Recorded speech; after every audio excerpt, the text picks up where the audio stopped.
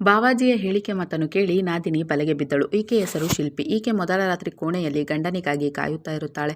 ಆದರೆ ಅವಳ ಗಂಡನ ಬದಲು ಬಾವಾಜಿ ಅಮರ್ ಬರುತ್ತಾನೆ. ಅವನನ್ನು ನೋಡಿ ಶಿಲ್ಪಿಗೆ ಬಹಳ ಖುಷಿಯಾಗುತ್ತದೆ. ಆಗ ಅಮರ್, ನಾನು ಹೇಳಿದ್ದೆ ಅಲ್ಲವಾ, ನಿನ್ನ ಮೊದಲ ರಾತ್ರಿ ನಿನ್ನ ಗಂಡನ ಜೊತೆ ಅಲ್ಲ, ಏನೇ ಆದರೂ ನನ್ನ ಜೊತೆ ಅಂತ ಎಂದು ಹೇಳುತ್ತಾನೆ. ನಂತರ ಅವರಿಬ್ಬರು ಮೊದಲ ರಾತ್ರಿಯ ಆಚರಿಸುತ್ತಾರೆ. ಕತೆ ಈಗ ಫ್ಲಾಶ್ ಬ್ಯಾಕ್ಗೆ ಹೋಗುತ್ತದೆ. ಅಮರ್ ತನ್ನ ಪತ್ನಿ ಸುಜಾತ ಬಳಿ ರೊಮ್ಯಾನ್ಸ್ ಮಾಡಲು ಬಯಸುತ್ತಾ ಇರುತ್ತಾನೆ. ಆದರೆ ಅವನಿಗೆ ಆಕೆ ಸಹಕಾರ ನೀಡುವುದಿಲ್ಲ. ಅದೇ ಸಮಯಕ್ಕೆ ಸುಜಾತಾಗೆ ಅವರ ತಾಯಿ ನಿರ್ಮಲಾಳ ಕರೆ ಬರುತ್ತದೆ. ನಿನ್ನ ತಂಗಿ ಶಿಲ್ಪಿ ಮತ್ತೆ ಸೂಸೈಡ್ ಮಾಡಿಕೊಳ್ಳಲು ಪ್ರಯತ್ನ ಪಟ್ಟಿದ್ದಾಳೆ ಎಂದು ಕಣ್ಣೀರು ಹಾಕಿಕೊಂಡು ಹೇಳುತ್ತಾಳೆ. ಆವಾಗ ಅಮರ್, ನೀವೇನು ಯೋಚಿಸಬೇಡಿ ಅತ್ತೆ, ನೀವು ನಾಳೆಯೇ ನಮ್ಮ ಮನೆಗೆ ಆಕೆಯನ್ನು ಕರೆದುಕೊಂಡು ಬನ್ನಿ ಎಂದು ಹೇಳುತ್ತಾನೆ. ಮರುದಿನ ನಿರ್ಮಲಾ ಹಾಗೂ ಶಿಲ್ಪಿ ಅಮರ್ನ ಮನೆಗೆ ಬರುತ್ತಾರೆ. ಶಿಲ್ಪಿ ಕಣ್ಣೀರು ಹಾಕುತ್ತಾ ಇರುತ್ತಾಳೆ. ಆಗ ಸುಜಾತ, ಒಂದು ಹುಡುಗ ಕೈ ಕೊಟ್ಟರೆ ಅದಕ್ಕೆ ಏನಾಯಿತು, ನೀನು ಅದಕ್ಕೋಸ್ಕರ ಸೂಸೈಡ್ ಮಾಡಿಕೊಳ್ಳಲು ಪ್ರಯತ್ನ ಪಡುತ್ತೀಯಾ, ಅಂತಹ ತಪ್ಪು ನೀನು ಮಾಡಬಾರದಾಗಿತ್ತು ಎಂದು ಬೈಯುತ್ತಾ ಇರುತ್ತಾಳೆ. ಅದೇ ಸಮಯಕ್ಕೆ ಕೆಲಸ ಮುಗಿಸಿಕೊಂಡು ಅಮರ್ ಕೂಡ ಬರುತ್ತಾನೆ. ಅವನು ಶಿಲ್ಪಿಯ ಸೌಂದರ್ಯವನ್ನು ನೋಡುತ್ತಾನೆ. ನಂತರ ಅತ್ತೆ ಹಾಗೂ ಸುಜಾತ ಇಬ್ಬರಿಗೂ ಬೈಯುತ್ತಾನೆ. ನೀವು ಈ ರೀತಿ ಒಂದೇ ಸಮನೆ ಶಿಲ್ಪಿಗೆ ಬೈಯುತ್ತಾ ಇದ್ದರೆ ಆಕೆಗೆ ಹೇಗೆ ಸಮಾಧಾನ ಮಾಡುತ್ತೀರಾ, ಆಕೆಯ ಆ ಮನಸ್ಸು ಇನ್ನೂ ಹಾಳಾಗುತ್ತದೆ ಎಂದು ಹೇಳಿ ಶಿಲ್ಪಿಯನ್ನು ಅವನು ಸಮಾಧಾನ ಮಾಡುತ್ತಾನೆ. ಆಗ ನಿರ್ಮಲಾ, ಈಕೆಗೆ ಮದುವೆ ಮಾಡಿಬಿಟ್ಟರೆ ಸಾಕು, ಆಮೇಲೆ ನನ್ನ ಪ್ರಾಣ ಹೋಗಲಿ ಎಂದು ಹೇಳುತ್ತಾಳೆ.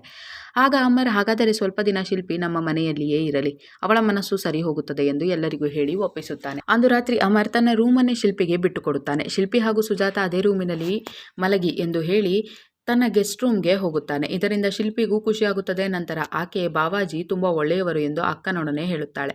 ಮಧ್ಯರಾತ್ರಿ ಅಮರ್ ಶಿಲ್ಪಿಗೆ ಮೆಸೇಜ್ ಮಾಡಿ ರೂಮಿಗೆ ಬರಲು ಹೇಳುತ್ತಾನೆ. ಆಕೆ ಬಂದಾಗ ಆ ಆಯಿಲ್ನಿಂದ ನಿನ್ನ ಹೆಡ್ ಮಸಾಜ್ ಮಾಡಿದರೆ ನಿನ್ನ ಟೆನ್ಷನ್ ಪೂರ್ತಿ ಕಮ್ಮಿ ಆಗುತ್ತದೆ ಎಂದು ಹೇಳಿ ಶಿಲ್ಪಿಗೆ ಮಸಾಜ್ ಮಾಡುತ್ತಾನೆ. ಇದರಿಂದ ಆಕೆಗೆ ಬಹಳ ಖುಷಿಯಾಗುತ್ತದೆ.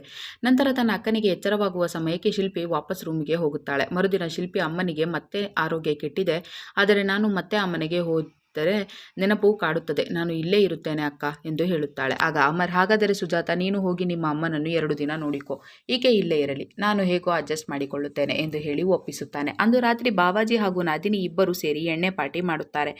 ನಂತರ ಅಮರ್, ನಿನ್ನ ಅಕ್ಕ ತುಂಬ ಒಳ್ಳೆಯವಳು, ಆದರೆ ನನಗೆ ಮಂಚದ ಮೇಲೆ ಖುಷಿಪಡಿಸುವುದಿಲ್ಲ, ಬರೀ ಪಕ್ಕಳು ಮಾಡುವುದಕ್ಕಾಗಿ ಮಾತ್ರ ನಾವು ರೊಮ್ಯಾನ್ಸ್ ಮಾಡಬೇಕೆ, ನಮಗೂ ಕೂಡ ಆಸೆ ಇರುತ್ತದೆ ಎಂದು ಹೇಳುತ್ತಾನೆ. ಆಗ ಶಿಲ್ಪಿ, ನನಗೆ ನಿಮ್ಮಂಥ ಬಾಯ್ ಫ್ರೆಂಡ್ ಬೇಕಿತ್ತು, ಆದರೆ ನನ್ನ ಬಾಯ್ ಫ್ರೆಂಡ್ಗೆ ನನ್ನ ಅಕ್ಕನಂತೆ ಗರ್ಲ್ ಫ್ರೆಂಡ್ ಬೇಕಿತ್ತು, ನೋಡಿ ಯಾವ ರೀತಿ ಜೋಡಿಯಾಗಿದೆ ಎಂದು ಹೇಳುತ್ತಾಳೆ. ಆಗ ಅಮರ್ ಒಂದು ಹೆಜ್ಜೆ ಮುಂದೆ ಹೋಗಿ ಶಿಲ್ಪಿಯನ್ನು ತನ್ನ ಪಕ್ಕ ಕೂರಿಸಿಕೊಂಡು ಆಕೆಯನ್ನು ಹಗ್ ಮಾಡಿ ರೊಮ್ಯಾನ್ಸ್ ಶುರು ಮಾಡಿಬಿಡುತ್ತಾರೆ. ನಂತರ ಇಬ್ಬರು ಸೇರಿ ಬೆಡ್ ಹಂಚಿಕೊಳ್ಳುತ್ತಾರೆ. ಮತ್ತೆ ಮರುದಿನ ಶಿಲ್ಪಿ ತರಕಾರಿ ಕಟ್ ಮಾಡುತ್ತಾ ಅಡುಗೆ ಮನೆಯಲ್ಲಿ ಇದ್ದಾಗ ಅಲ್ಲಿಗೆ ಬಂದು ಅಮರ್ ಆಕೆಯ ಜೊತೆ ರೊಮ್ಯಾನ್ಸ್ ಮಾಡಲು ಯತ್ನಿಸುತ್ತಾನೆ. ಅದೇ ಸಮಯಕ್ಕೆ ಅವನ ಪತ್ನಿ ಸುಜಾತ ಕೂಡ ಬಂದು ಶಾಕ್ ಆಗುತ್ತಾಳೆ.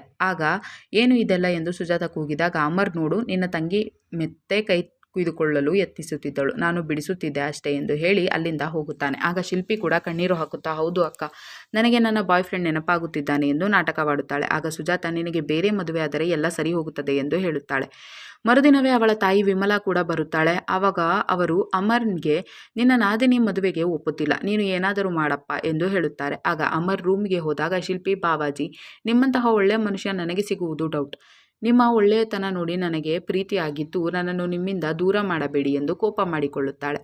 ಆಗ ಅಮರ್, ನೀನೇನು ಯೋಚಿಸಬೇಡ, ನೀನು ಮದುವೆಗೆ ಒಪ್ಪಿಕೊ, ನಿನ್ನ ಮದುವೆ ಕೂಡ ಆಗುತ್ತದೆ, ಆಗ ನಿಮ್ಮ ಅಕ್ಕ ಹಾಗೂ ತಾಯಿಗೆ ಖುಷಿಯಾಗುತ್ತದೆ, ಜೊತೆಗೆ ನಮ್ಮಿಬ್ಬರ ಅವಶ್ಯಕತೆಗೆ ಕೂಡ ಪೂರೈಸುತ್ತೇನೆ, ನನಗೆ ಬೇರೆ ಒಂದು ಪ್ಲಾನ್ ಇದೆ ಎಂದು ಆಕೆಗೆ ಹೇಳುತ್ತಾನೆ. ನಂತರ ಶಿಲ್ಪಿ ಮದುವೆಗೆ ಒಪ್ಪಿಕೊಂಡಳು ಎಂದು ಮನೆಯವರಿಗೆ ತಿಳಿಸುತ್ತಾನೆ. ಮರುದಿನವೇ ತನ್ನ ಕೆಳಗಡೆ ಕೆಲಸ ಮಾಡುವ ಆಫೀಸಿನ ಎಂಪ್ಲಾಯ್ ರಾಜೀವ್ನನ್ನು ಕರೆದುಕೊಂಡು ಬರುತ್ತಾನೆ. ಅವನು ಕೂಡ ಶಿಲ್ಪಿಯನ್ನು ನೋಡಿ ಒಪ್ಪಿಕೊಳ್ಳುತ್ತಾನೆ.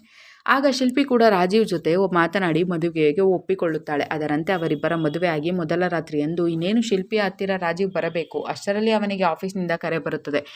ಎಮರ್ಜೆನ್ಸಿಗೆ ಅವನನ್ನು ಬರಲು ಹೇಳುತ್ತಾರೆ. ಅವನು ಬೇರೆ ವಿಧಿ ಇಲ್ಲದೆ ಹೋಗುತ್ತಾನೆ. ಈಗ ಕತೆ ವಾಸ್ತವಕ್ಕೆ ಬರುತ್ತದೆ. ಆಗ ಅಲ್ಲಿಗೆ ಅಮರ್ ಬರುತ್ತಾನೆ. ನಾನು ಹೇಳಿದಂತೆ ಮಾಡಿದೆ ನೋಡು ಅಂತ ಹೇಳಿ ಶಿಲ್ಪಿಯ ಜೊತೆ ಮೊದಲ ರಾತ್ರಿ ಆಚರಿಸಿಕೊಳ್ಳುತ್ತಾನೆ. ಮರುದಿನ ಬೆಳಗ್ಗೆ ರಾಜೀವ್ ಬಂದಾಗ ಎಲ್ಲ ಮುಗಿದು ಹೋಗಿರುತ್ತದೆ. ಆಗ ಶಿಲ್ಪಿ ತನಗೆ ತಲೆನೋವು ಎಂದು ಅವನಿಗೆ ಸುಳ್ಳು ಹೇಳುತ್ತಾಳೆ. ಆಗ ರಾಜೀವ್, ನೀನೇನು ಬೇಜಾರು ಮಾಡಿಕೊಳ್ಳಬೇಡ, ನನಗೆ ಕೆಲಸ ಕೊಡಿಸಿದ್ದು ಅಮರ್ ಸರ್, ನನಗೆ ಅವರ ಕಂಪನಿಯಲ್ಲಿ ಅವರಿಗೆ ಯಾವುದೇ ತೊಂದರೆ ಆಗದಂತೆ ಕೆಲಸ ಮಾಡಬೇಕು, ಅದಕ್ಕಾಗಿ ಹೋಗಿದ್ದೆ ಎಂದು ಶಿಲ್ಪಿಯನ್ನು ಸಾರಿ ಕೇಳುತ್ತಾನೆ.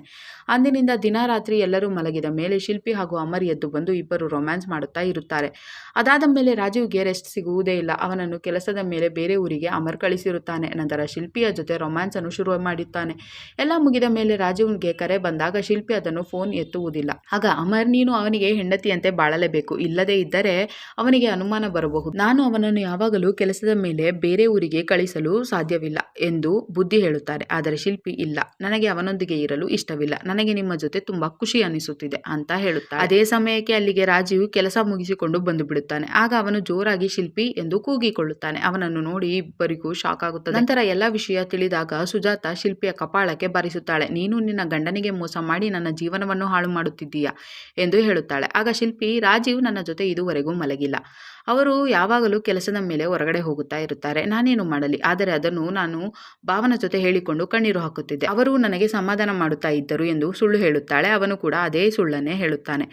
ಆಗ ರಾಜೀವ್, ಸರಿ, ನಿಮ್ಮದು ಏನು ತಪ್ಪಿಲ್ಲ ಎಂದು ನಾನು ಒಪ್ಪಿಕೊಳ್ಳುತ್ತೇನೆ, ಆದರೆ ನಾನು ಬೇರೆ ನಗರಕ್ಕೆ ಶಿಫ್ಟ್ ಆಗಬೇಕು ಎಂದು ಡಿಸೈಡ್ ಮಾಡಿದ್ದೇನೆ, ನಾನು ಈ ಕೆಲಸ ಕೂಡ ಬಿಟ್ಟು ಹೋಗುತ್ತೇನೆ, ನಾನು ಶಿಲ್ಪಿಯನ್ನು ನನ್ನ ಜೊತೆ ಕಳಿಸಿಕೊಡಿ ಎಂದು ಎಲ್ಲರನ್ನೂ ಒಪ್ಪಿಸುತ್ತಾನೆ. ಬೇರೆ ಮನೆಗೆ ಹೋದ ಮೇಲೆ ರಾಜೀವ್ ಚೆನ್ನಾಗಿ ಎಣ್ಣೆ ಹೊಡೆಯುತ್ತಾನೆ. ಇಷ್ಟು ದಿನ ನಾನು ನಿನ್ನ ಗಂಡನಂತೆ ಜೊತೆ ಮಲಗಿಲ್ಲ ಅಲ್ಲವೇ, ಈಗ ನೋಡು ನನ್ನ ಗಂಡಸ್ತಾನ ಎಂದು ಶಿಲ್ಪಿ ಜೊತೆ ಬಲವಂತವಾಗಿ ಮಲಗಲು ಹೋಗುತ್ತಾನೆ. ಆಗ ಅವನನ್ನು ತಳ್ಳಿ ಶಿಲ್ಪಿ ಮನೆಯಿಂದ ಆಚೆ ಓಡಿ ಹೋಗುತ್ತಾಳೆ.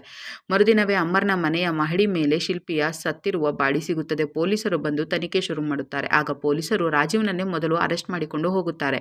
ಮರುದಿನ ಪೊಲೀಸರು ಸುಜಾತ ಬಳಿ, ನಿಮ್ಮ ಗಂಡ ಅಮರ್ ಹಾಗೂ ಶಿಲ್ಪಿಗೂ ಸಂಬಂಧವಿತ್ತು, ಆಕೆಯ ಪೋಸ್ಟ್ ಮಾರ್ಟಮ್ ರಿಪೋರ್ಟ್ ಪ್ರಕಾರ ಆಕೆ ಪ್ರೆಗ್ನೆಂಟ್ ಆಗಿದ್ದಾಳೆ, ಈ ಕೊಲೆಗೆ ನಿಮ್ಮ ಗಂಡ ಕೂಡ ಕಾರಣವಿರಬಹುದು ಎಂದು ಪ್ರಶ್ನೆ ಮಾಡುತ್ತಾರೆ. ನಂತರ ಸುಜಾತ ಮುಂದೆ ಅಮರ್ನನ್ನು ಅರೆಸ್ಟ್ ಮಾಡಿಕೊಂಡು ಹೋಗುತ್ತಾರೆ. ಮತ್ತೆ ಮರುದಿನ ಪೊಲೀಸರು ಅಮರ್ ಹಾಗೂ ರಾಜೀವ್ ಇಬ್ಬರನ್ನು ಕರೆದುಕೊಂಡು ಅವರ ಮನೆಗೆ ಬರುತ್ತಾರೆ. ಅವರಿಬ್ಬರೂ ಕೊಲೆ ಮಾಡಿಲ್ಲ ಎಂದು ಗೊತ್ತಾಗಿ ಬಿಡುತ್ತದೆ. ನಂತರ ಶಿಲ್ಪಿಯ ತಾಯಿಯನ್ನು ವಿಚಾರಣೆ ಮಾಡುತ್ತಾರೆ. ಆಗ ಆಕೆ ಸತ್ಯ ಹೇಳಲು ಶುರು ಮಾಡುತ್ತಾಳೆ. ಅಂದು ರಾತ್ರಿ ಶಿಲ್ಪಿ ಮಹಡಿ ಮೇಲೆ ಬಂದು ಅಮರ್ಗೆ ಫೋನ್ ಮಾಡಿ, ನಾನು ನಿಮ್ಮ ಮಗುವಿನ ತಾಯಿ ಆಗುತ್ತಾ ಇದ್ದೇನೆ, ಈಗ ನನಗೆ ರಾಜೀವ್ ಜೊತೆ ಬಾಳಲು ಇಷ್ಟವಿಲ್ಲ, ನನ್ನನ್ನು ಮದುವೆ ಆಗಿ ಎಂದು ಫೋನಿನಲ್ಲಿ ಹಠ ಮಾಡುತ್ತಾ ಇರುತ್ತಾಳೆ. ಅದೇ ಸಮಯಕ್ಕೆ ಬಂದ ನಿರ್ಮಲಾ, ಈಗ ನಮ್ಮ ಮನೆಯ ಮಾನ ಮರ್ಯಾದೆ ಹೋಗುತ್ತದೆ, ನೀನು ನಿನ್ನ ಗಂಡನ ಜೊತೆಗೆ ಬಾಳು, ಈಗ ತಪ್ಪು ಮಾಡಬೇಡ ಎಂದು ಒಪ್ಪಿಸಲು ಹೋಗುತ್ತಾಳೆ. ಆದರೆ ಶಿಲ್ಪಿ ಅದಕ್ಕೆ ಒಪ್ಪುವುದಿಲ್ಲ. ಆಗ ಕೋಪದಲ್ಲಿ ಆಕೆಯ ಕಪಾಳಕ್ಕೆ ಬಾರಿಸುತ್ತಾಳೆ. ಶಿಲ್ಪಿಯ ತಲೆ ಗೋಡೆಗೆ ಒಡೆದು ಆಕೆ ಅಲ್ಲೇ ಸತ್ತು ಬೀಳುತ್ತಾಳೆ. ಅದನ್ನು ನಿರ್ಮಲಾ ಪೊಲೀಸರ ಮುಂದೆ ಒಪ್ಪಿಕೊಳ್ಳುತ್ತಾಳೆ. ಅದನ್ನು ಕೇಳಿ ಸುಜಾತಾಗೆ ಶಾಕ್ ಆಗುತ್ತದೆ. ನಂತರ ಪೊಲೀಸರು ನಿರ್ಮಲಾಳನ್ನು ಅರೆಸ್ಟ್ ಮಾಡಿಕೊಂಡು ಹೋಗುತ್ತಾರೆ. ಕತೆ ಇಲ್ಲಿಗೆ ಮುಗಿಯುತ್ತದೆ. ಈ ವಿಡಿಯೋವನ್ನು ಪೂರ್ತಿ ನೋಡಲು ಶಿಮಾರು ಟಿವಿ ಎಂಬ ಯೂಟ್ಯೂಬ್ ಚಾನಲ್ನಲ್ಲಿ ಜೀಜಾ ಸಾಲಿಕಾ ಅಫೇರ್ ಎಂದು ಹುಡುಕಿ ನೋಡಬಹುದು.